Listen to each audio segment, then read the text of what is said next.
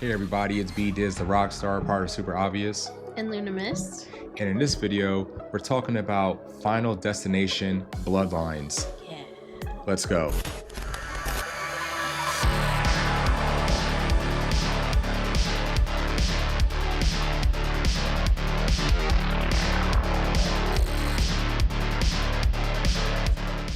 Yeah, so at the beginning of the movie, we have a young Iris who is with her man, and they are in this really big up in the fucking air. It's like a restaurant. What did they call it? The Sky View. It's like this very Something. luxurious building that's so high up in the air. When she first got out of the car, they were at the bottom. They were fine. Got the pictures. They were happy. It was when they got in the elevator, she starts to get nervous because they like jam-packed too many people in this elevator. And you got an asshole kid who keeps stomping on the ground. And you got the little bellboy guy who's talking about how, wow, they finished this place, building this place 5 months ahead of schedule. Isn't that great? And then you're like hearing the creaking of the metal and stuff. Because that's not going to stress you out. And then, eventually they get all the way to the top. They actually get to the top of the building. And a young Iris is definitely paranoid on a lot of things, like the kid with the fucking coins, people singing, people going in and out of, like, she's just paranoid about everything that's going on. At first you think she's just kind of scared of heights or something, but as it gets going, it's like you can tell she feels like something's about to happen, something's going to happen. And then of course all the things start happening, all the things.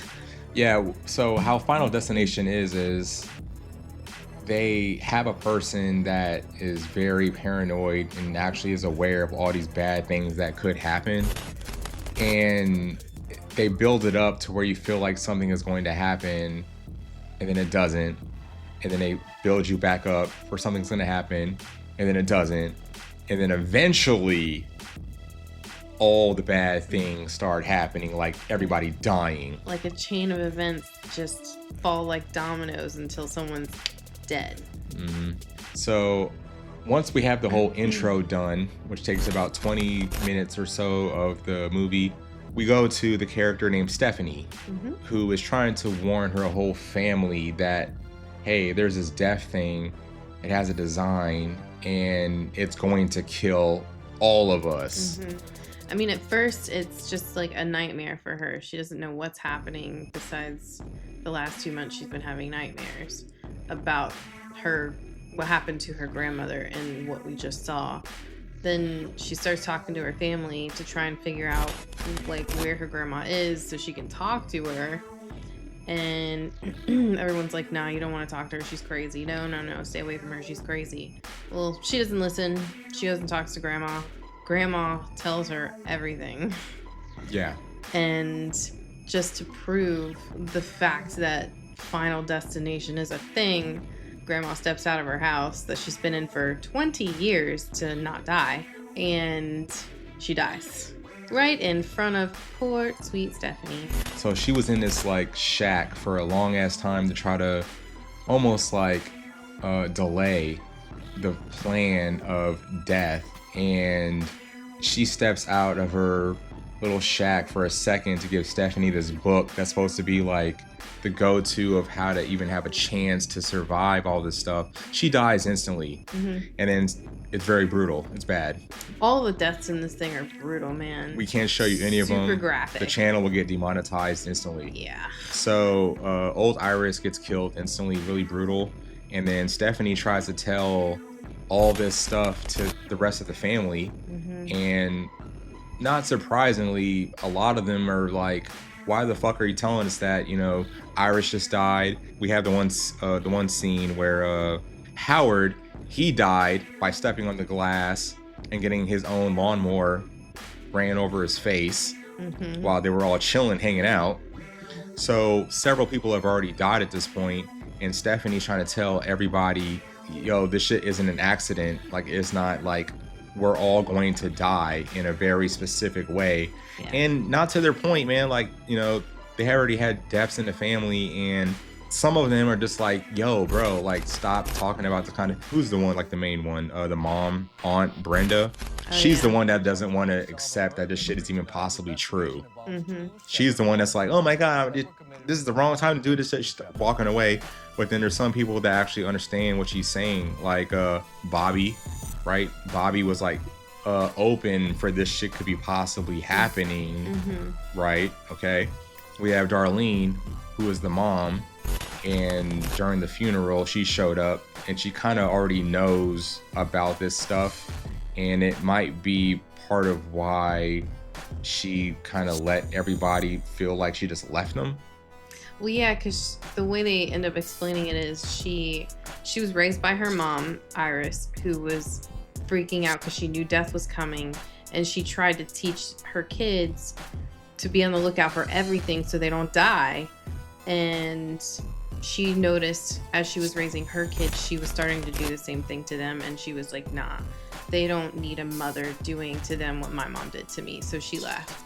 Of course, Stephanie is resentful for that. But it's kind of cool, though, because Stephanie, she reads her grandma's book and she figures out exactly the order that everyone's going to die in. She knows, okay, after my uncle's dead, it's going to go oldest kid to youngest, because death is trying to eliminate anybody who should have died and their lineage back in the day from her premonition. Because you find out that the beginning of the movie, that whole scene was Iris's premonition, and she ends up stopping everything from happening so that nobody dies, just to piss death off. All right.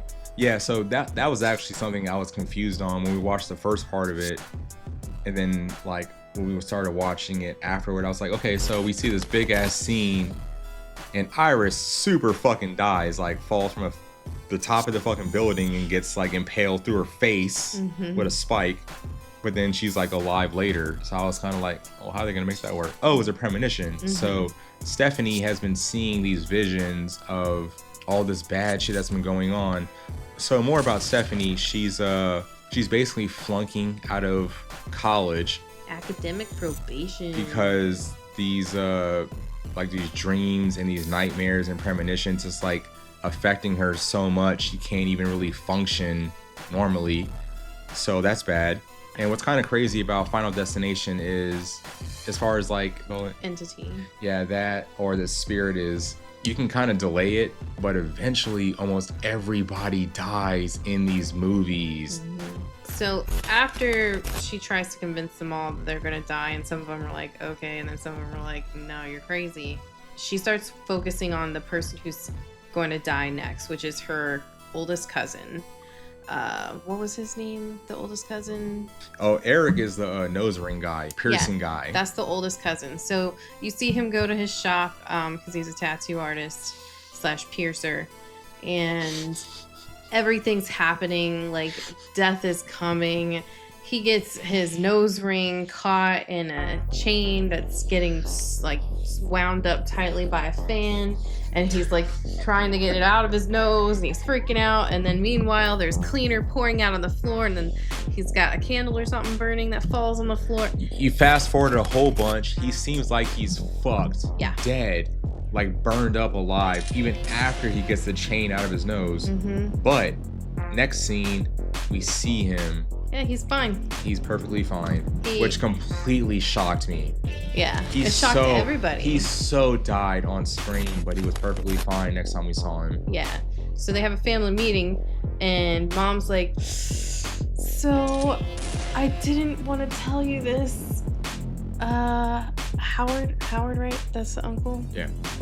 He's not really your dad. Wow.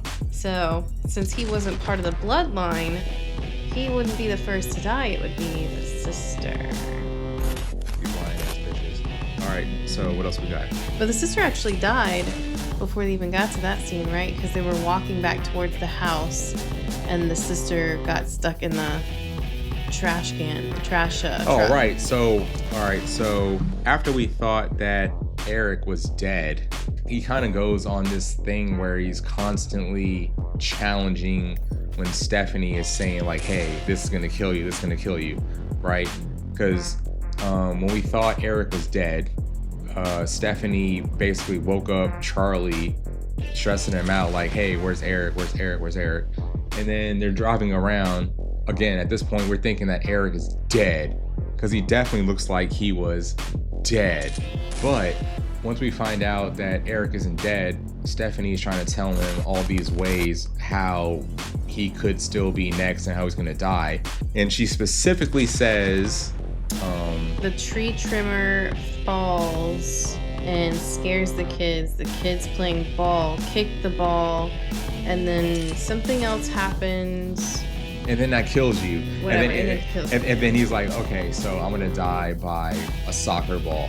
In reference, it sounds silly. So a little bit after that, Stephanie is like super on guard, trying to protect everybody from all the possible ways that they can die. And then we have Julia, right? She's on her phone. She's not paying attention to nothing. She's doing the typical, my face is in my phone. I'm not even looking at what's going on in the world. And then something in the background happens, and that's how Julia dies. The leaf blower hits the soccer that smacks her in the face, and then she goes into a recycle bin, and she gets picked up and goes into the garbage truck. And with them trying to save her, she gets crushed into complete shit, and they show the whole thing. In retrospect, we should have known, since we didn't visually see Eric die on screen like we've seen everybody else die in Final Destination movies. We should have known he was alive, because they literally show in graphic detail everybody else's deaths. Right, that is true. They fooled us, and that's a very good point. I didn't think about it till just now. But it's kind of funny. So when we see Julia die initially, when the ball hits her and she flips into the fucking bin, not coming for our family. It's kind of funny. Yeah. It's kind of funny, but then of course when they're all trying to like go out their way to save her, and then she dies her head gets squished and Stephanie's left holding her hand. It's all the deaths in this movie are really bad. Spoilers. So then they're like, okay, well, Bobby is next. He's gonna die. All right, so the plan with him was... Well, they first wanted to try and find a way to stop all this shit from happening. Yeah. So they went and found JB. JB. They went to find him because he was in their grandma's book about like a survivor, someone being able to get skipped from death. Yeah, he's been the go-to guy since the very first Final Destination. So when people need like knowledge and context or even a chance of how to make the shit not kill all of us, he's the guy since the very beginning.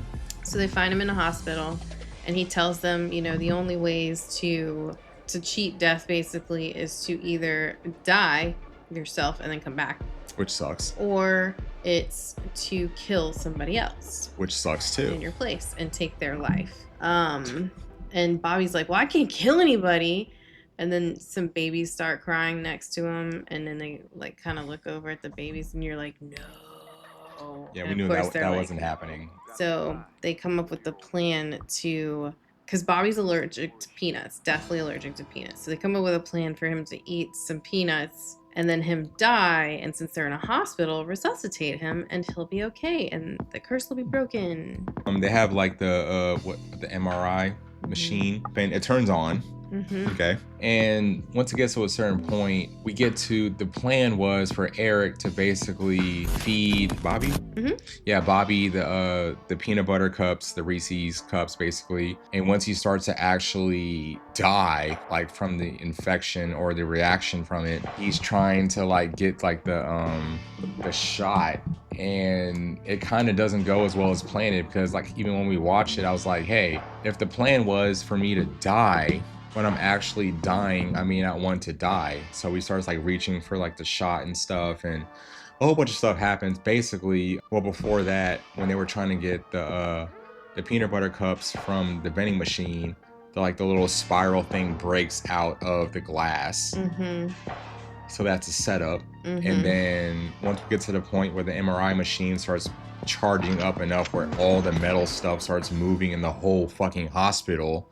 So Eric, I asked Luna to miss this, who has the worst death at this point? So Eric, he has his, like, I don't know all the piercings he has, his nose ring, his eyebrows, his dick piercing, his belly piercing, like all his He had piercings all these piercings, ears, start getting sucked nipples. into this machine where he starts bending backwards, breaking his back and getting sucked into this machine.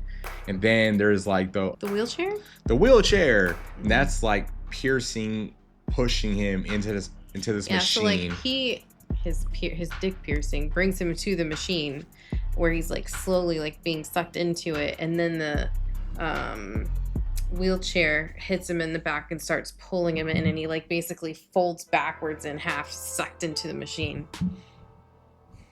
Brutal. Yeah. And then Bobby crawls and grabs the EpiPen from his brother's dead hand and shoots himself so that he can not die from the peanut. And now he's good. He's good now. For now. All right, so. But anyways, so at that point, it's just Mom, Stephanie, and Charlie. Basically. Because they're next to die. Mom first. Yeah. And so they're like, okay, well, where's the safest place we can go? Grandma's cabin.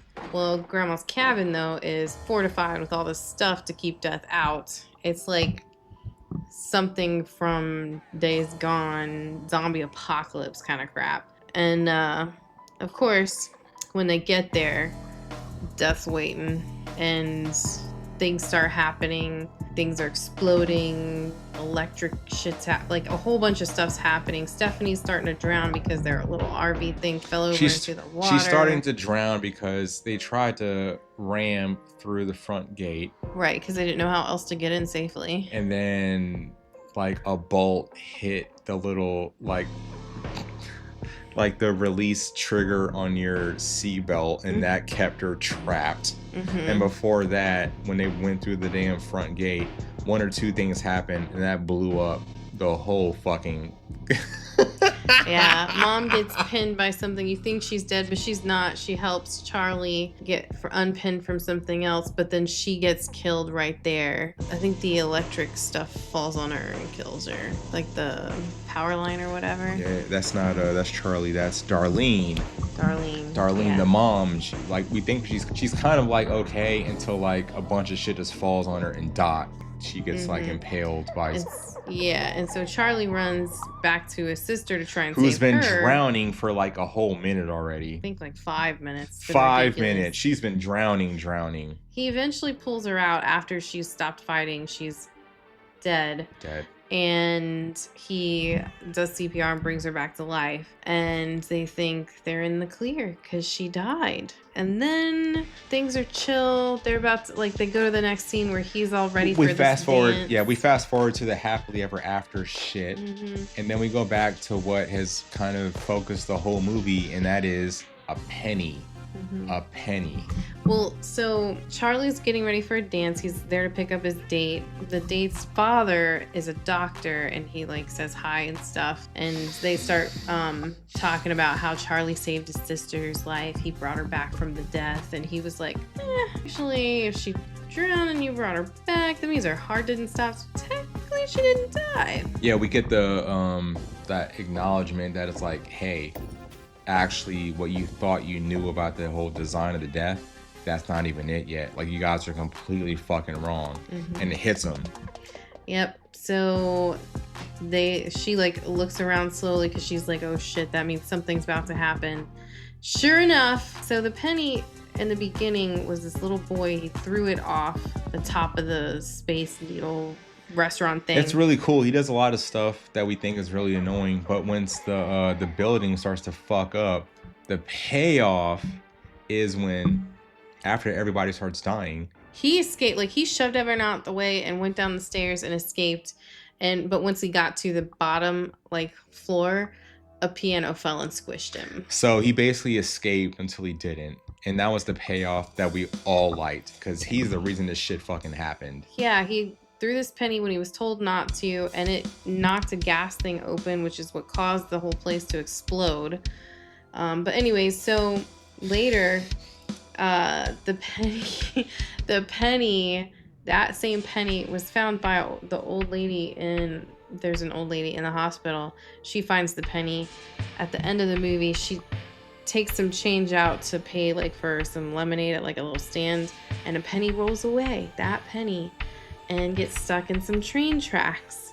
Well, the train comes along and the pennies got stuck in there, and like the train can't go where it's supposed to go, so it jumps off the tracks and comes after Stephanie and Charlie. Yeah, so with the penny, it derails the train and it kills Stephanie and Charlie.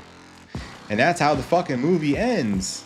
So with a lot of these Final Destination movies, if you've seen them, a lot of the times everybody dies. Literally, like there's no like one or two people that kind of get away after everything. Everybody dies. Wow. It was good though. Definitely tried and true Final Destination movie. I thought the story was good. The characters were cool. The deaths were so gruesome. Bad. They're so bad. But I liked it. I thought it was really great. It was a really good fucked up movie. It was really good. Yeah. Ready for the next one? Yeah. All right, everybody. It's B-Diz, the Rockstar, part of Super Obvious. And Luna Mist. Subscribe to their channel, and we will see you guys in the next video. Bye.